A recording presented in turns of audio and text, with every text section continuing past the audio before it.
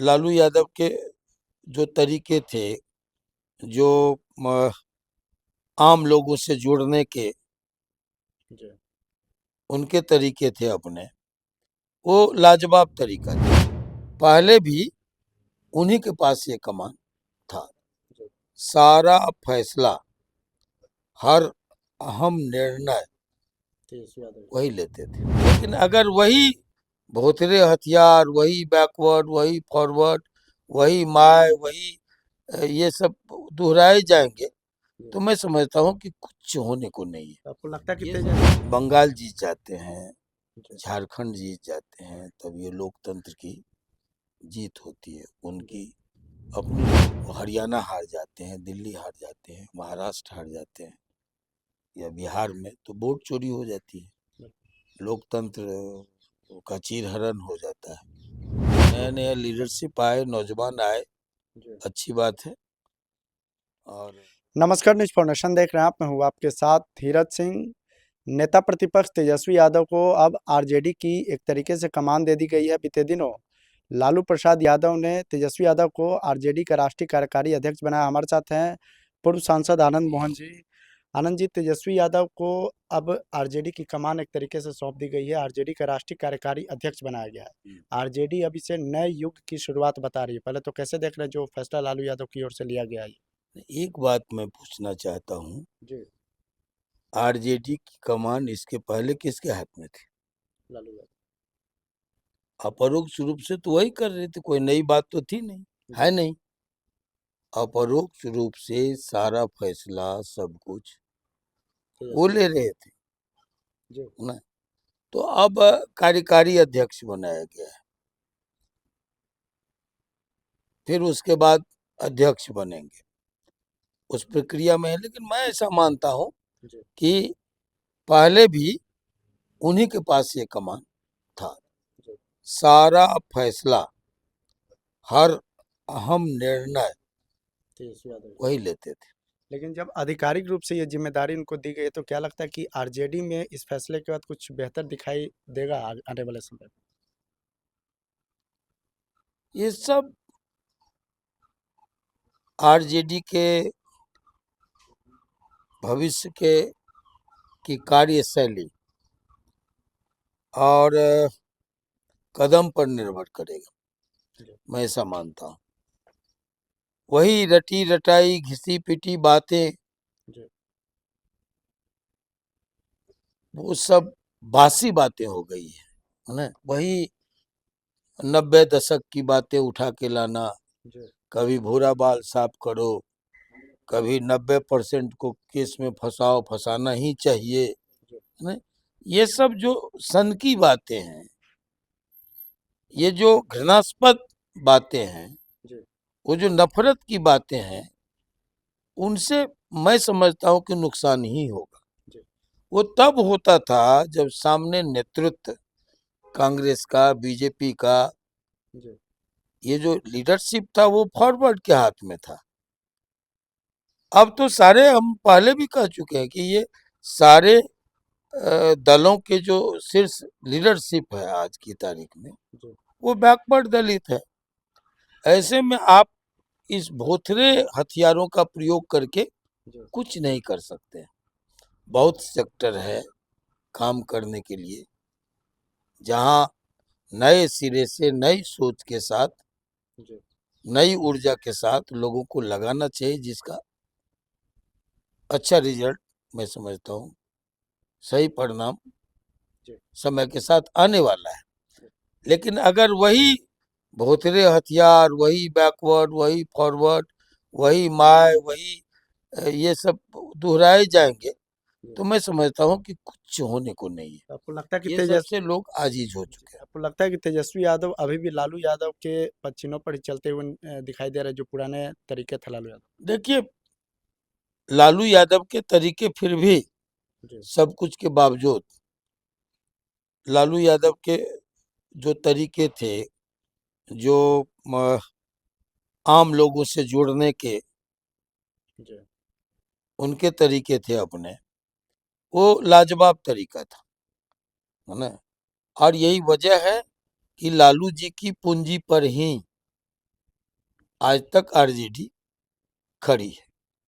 वो 25 के साथ हो, 24 के साथ हो, 72 के साथ हो या 70 के साथ हो, ये जो जो भी है, 90 के दशक से आज भी अगर टिका हुआ है लोग, तो उन्हीं के हाँ, उन्हीं की पूंजी पर, उन्हीं के कारणों से।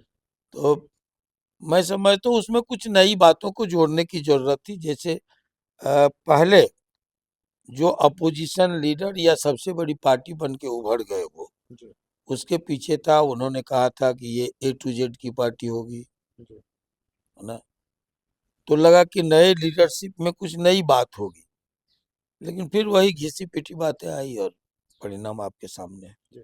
तेजस्वी यादव जब इस जिम्मेदारी को ले रहे थे तो उन्होंने कहा कि हमारा समय कमजोर है लेकिन हमारी पार्टी और हमारे लोग मजबूत हैं, आने वाले समय में बेहतर होगा आरजेडी के लिए। वो पार्टियों पर निर्भर करता है, उसके नेतृत्व पर निर्भर करता है कि वो क्या सोचते हैं भविष्य के लिए उनका प्लान क्या है, ब्लूप्रिंट क्या है। मैं इसके पहले बोल चुका हूँ कि 95 में जब हम लोग बुरी तरह हारे, एक प्रयास था कि समता पार्टी और बिहार पीपुल्स पार्टी एक हो। कुछ लोग चाहते थे कि आईपीएफ और समता पार्टी एक हो। जो भी हो, हम लोग का गठबंधन नहीं हो पाया और परिणाम हुआ कि समता पार्टी बुरी तरह हारी, बिहार पीपुल्स पार्टी बुरी तरह हारी, बीजेपी बुरी तरह हारी, सब हम लोग हारे। और हारने के बाद बिहार पीपुल्स पार्टी ने फैसला लिया कि 6 महीने तक हम लोग सरकार की कोई आलोचना नहीं करेंगे, किसी कदम का विरोध नहीं करेंगे, कोई आंदोलन, धरना, प्रदर्शन, अनशन नहीं होगा सरकार के खिलाफ। हम सरकार को पूरा मौका 6 महीने तक देंगे, उनके कार्यों को 6 महीने के बाद हम समीक्षा करेंगे। लेकिन 6 महीने हम चुप नहीं बैठे, 6 महीने दूसरे काम करते रहे। तेजस्वी यादव नीतीश जी और मेरी मुलाकात जहाज में हुई। उन्होंने कहा कि क्या हम लोग साथ चल सकते हैं कि नहीं।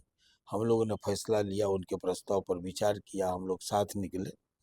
उसके बाद जब हम लोग साथ 6 महीने के बाद निकले, तो बीजेपी भी का भी ऑफर आया, हम ही को आया, लवली आनंद सांसद थी, आडवाणी जी का ऑफर आया। हम लोग गए, वहां जाके तर्क रखे कि समता पार्टी को भी साथ लेके चलना चाहिए, और हम तीनों मिल करके एक मुकम्मल विकल्प दिए जो आज तक चल रहा है बिहार में, टिकाऊ विकल्प। तो ये हमने कहा कि अगर ये हताशा का स्वर है, निराशा की आवाज है कि भाई हमको 100 दिन कुछ नहीं बोलना है, तब तो भगवान ही मालिक है। लेकिन अगर ये स्ट्रेटजी का पार्ट है, रणनीति का हिस्सा है, और परिपक्वता से इस दिशा में लोग कुछ करना चाहते हैं, तो ये मैं समझता हूं कि अपोजिशन के लायक बात है। कमजोर विपक्ष तानाशाही को निमंत्रण देता है। इसलिए मैं तो चाहूंगा कि सत्ता पक्ष और प्रतिपक्ष ये दोनों पहिए हैं जिस पर लोकतंत्र चलता है। तो एक मजबूत विकल्प हो, अगर ये दे पाए प्रतिपक्ष, एक ठोस विचारों के साथ, कार्यक्रम के साथ लैस एक ठोस विपक्ष हो, तो वो लोकतंत्र के सेहत के लिए अच्छी बात है। बिहार विधानसभा चुनाव के परिणाम को आए लगभग 2.5 महीने बीत चुके हैं, लेकिन तेजस्वी यादव आज भी कह रहे हैं कि चुनाव असली में हुआ ही नहीं, उसमें लोग हार गए लेकिन तंत्र और मशीनरी वहां पर जीत गया। हारे को हरि नाम, ये तो देखिए, जब वो लोग बंगाल जीत जाते हैं, झारखंड जीत जाते हैं, तब ये लोकतंत्र की जीत होती है, उनकी अपनी लोकप्रियता का हिस्सा होता है ये जीत। लेकिन खुदा न खास्ते अगर उम्मीदों के परे वो हरियाणा हार जाते हैं, दिल्ली हार जाते हैं, महाराष्ट्र हार जाते हैं या बिहार में, तो वोट चोरी हो जाती है, लोकतंत्र का चीरहरण हो जाता है। लोकतंत्र का चीरहरण किस समय किनके जमाने में होता था, बक्सों से जिन निकाले जाते थे, बूथ स्टैंपिंग होते थे बड़े पैमाने पर, ये किसी से छुपी हुई बात नहीं, सभी जानते हैं। संविधान खतरे में है, किनके समय में सबसे ज्यादा संविधान में संशोधन हुआ, 39वां संशोधन आया, वो सब के हम लोग इमरजेंसी में गवाह हैं कि इनके समय में सदन के कार्यकाल जबरन बढ़ाए गए 6 वर्ष, कि इनके समय में पूरा देश कारागार में तब्दील हो गया।